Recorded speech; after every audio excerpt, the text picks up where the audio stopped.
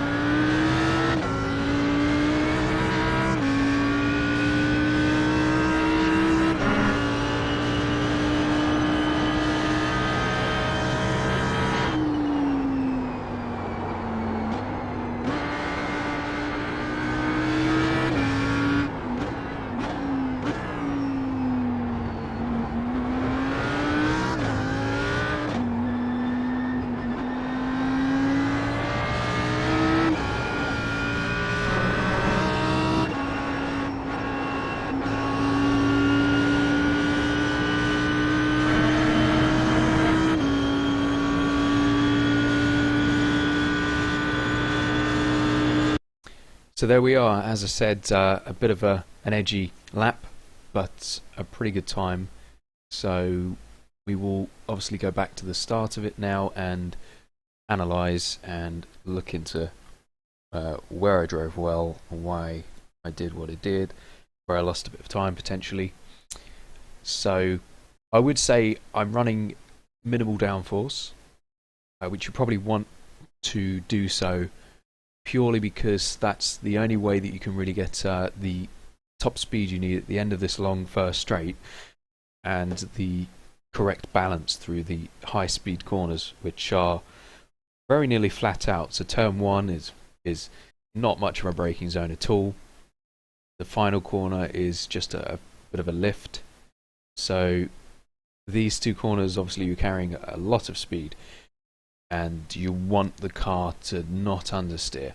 So really you kind of have to go with low downforce.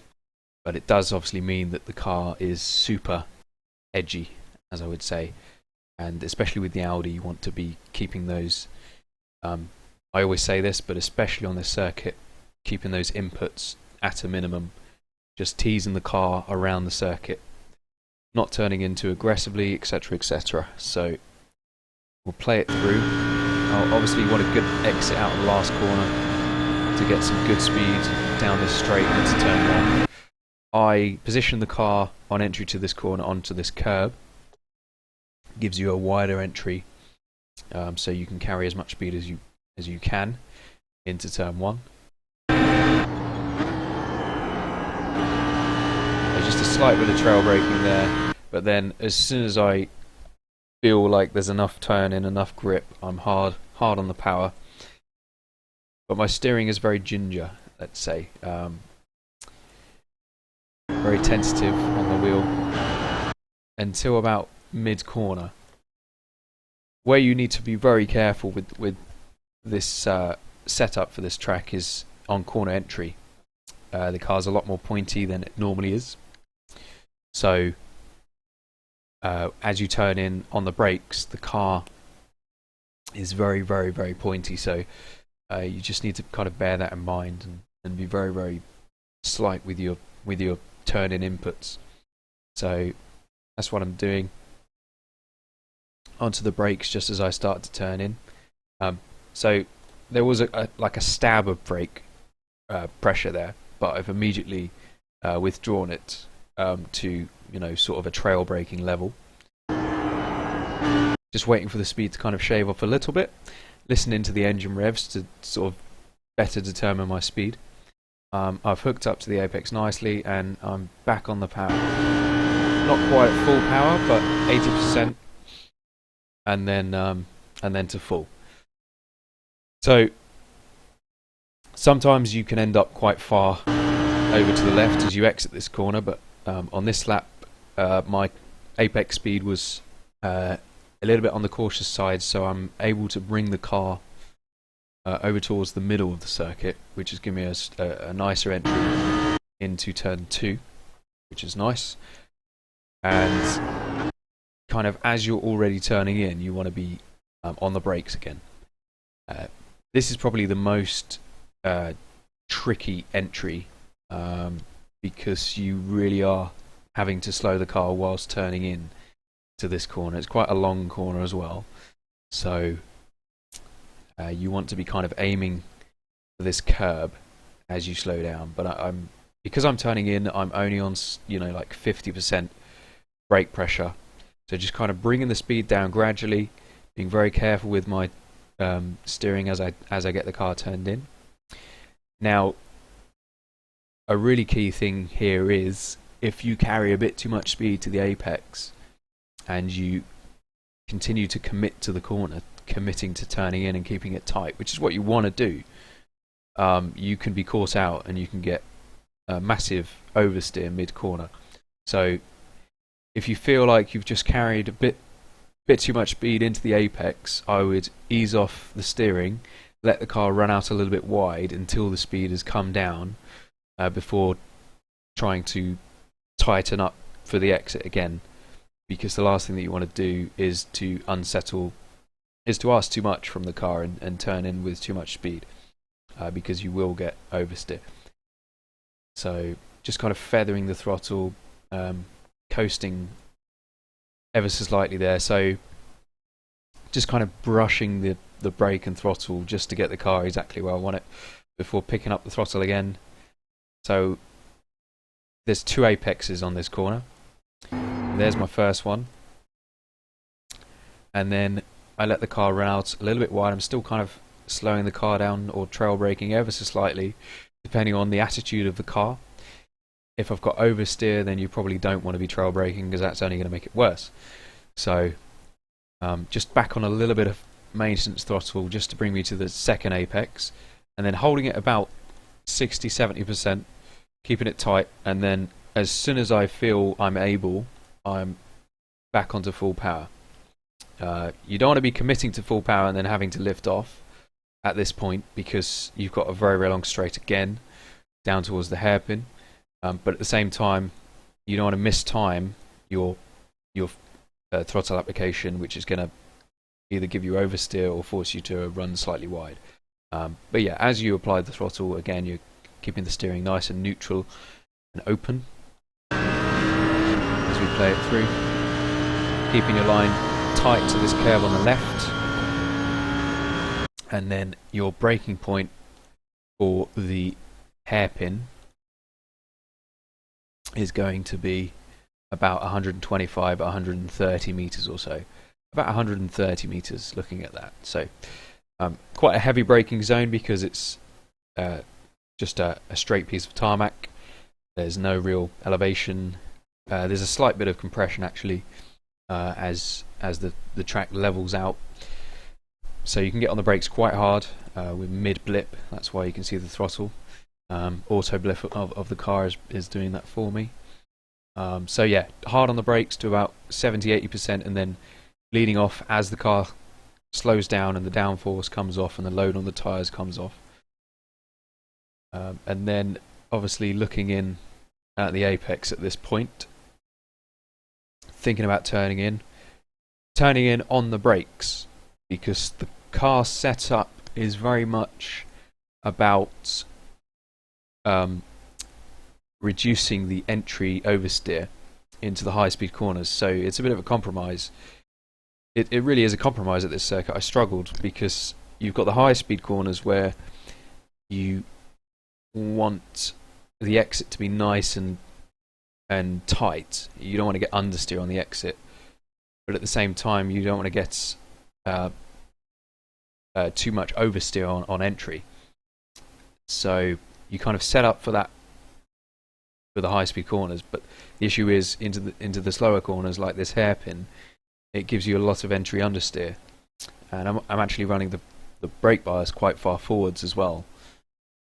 So depending on how confident you are, you could adjust the brake bias on the fly as you approach the hairpin to reduce it a little bit, and that's going to give you a better turn into this hairpin.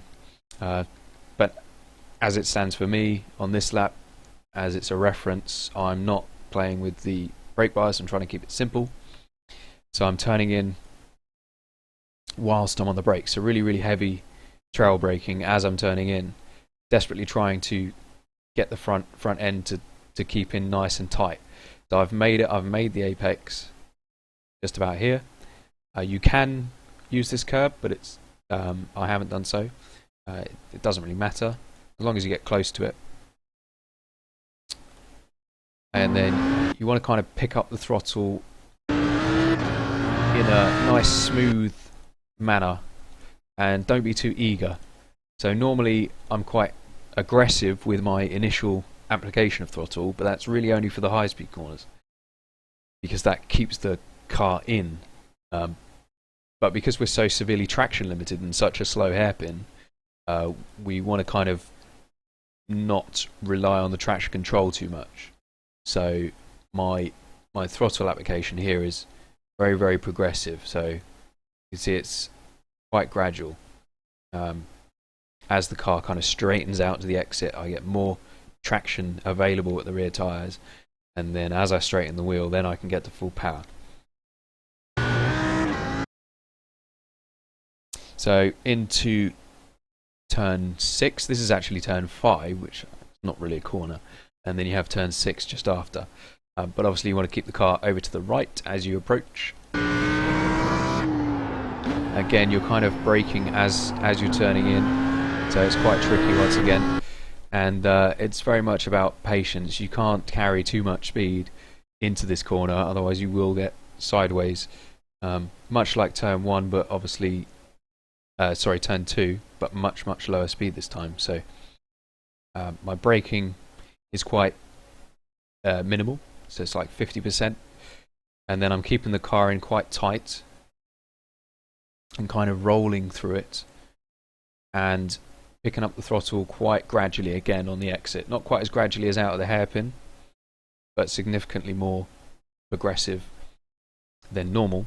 So now I'm able to get to full throttle. I did actually just put a wheel on the grass there, which ever so slightly reduced my traction out of the corner, which is going to cost me down this straight, but it's only hundreds that we're talking about. So keeping it tight to the right, again being quite minimal with your steering through there to not shave off too much speed. And as we approach Lucky Heights, where the car goes very light at the top, the braking into Lucky Heights is very minimal because it's a very, again, fast corner, and you want to kind of bring the speed down as you roll through it. So I'm braking quite early for it as well. So I could brake earlier, but I'd have a much slower. So I could brake later, but I'd have to have a slower apex speed to achieve that. So just kind of rolling off the brakes. I did actually have to open the steering there So there, just opening the steering, and that's because the car's oversteering, because the braking required is so minimal that it's almost like trail braking, and it's causing the car to be very pointy. So you have to be very, very measured with that. And I do actually carry a little bit too much speed in. Plate that. So that was a bit of oversteer, but fortunately it wasn't. It kind of arrested itself before it got too severe. But I didn't really lose too much time. And then just kind of waiting. As you crest, obviously the car goes very light, but you do want to keep it nice and tight at this point to give you a nice entry into the next right-hander. So I keep losing my track map.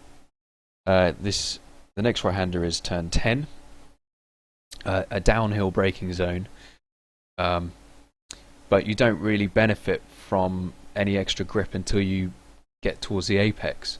So you're kind of still cresting at this point, so the car's still very light when you start braking. So I'm braking here at about 70 meters or so. Again, the car's been brought back to the left. This, braking in a straight line. And then aiming for a nice tight apex. You can use a little bit of this curb, as I'm doing here. And the compression at the bottom of the hill, the slight bit of camber as well, will kind of hook you up, hook you around. And then you should be able to get on the power nice and early. But because the speed is quite slow through here, you want to be picking up the throttle to only about 50% or so. And then a short spurt of power, not too eager though. You need to come back off the throttle again, and then you've got a very, very long, it feels like a very long left-hander, where you really kind of have to hold yourself back, because you want to get on the power as soon as possible, give yourself, a brilliant exit and benefit all the way down the start-finish straight. But you have to be controlled with it. You have to kind of wait, hesitate. Only now do I get to full throttle, and as you get to full throttle, obviously you're being very measured again with the steering, so opening the steering. You can see there actually, as I'm applying the throttle, my steering is opening there, and again, just to kind of, there's a little bit of oversteer there actually, and again there. So there was, in fact, that was a little bit too early for me, a little bit too eager out of the last corner, because I actually had to catch some oversteer right about now. So fortunately I got away with that. The correction was just the right amount, and I was able to hold it at full power without losing too much momentum. So into the super fast final corner. I guess it's the second fastest corner on the track, turn 12. You want to keep it tight and low because there's camber just about here. Well, there's camber in the whole corner, but obviously you want to keep it as tight as you can to make best use of the track width on the exit. So you're kind of lifting to bring the car in, as I'm doing, and then at the earliest opportunity, so I'm kind of playing with the throttle, so I'm already starting to lift there, and then just kind of lifting again. Each time you lift, it kind of ever so slightly unsettles the balance of the car, which brings you in a bit more. So just kind of playing about with that, and then I'm happy with where I am now, and then finally I commit to full throttle. And then once you've done that, obviously you want to be opening the steering up and using all of the track on the exit. Hopefully not too much. And then across the line. And there you go, a 1 minute 28.1. So there you have it. Again, I hope that was helpful as usual. We will do future tutorials in the beginning of next season for any circuits that we've missed, and potentially others as well. I don't yet know at this time. But yeah, thanks for watching again. See you next season.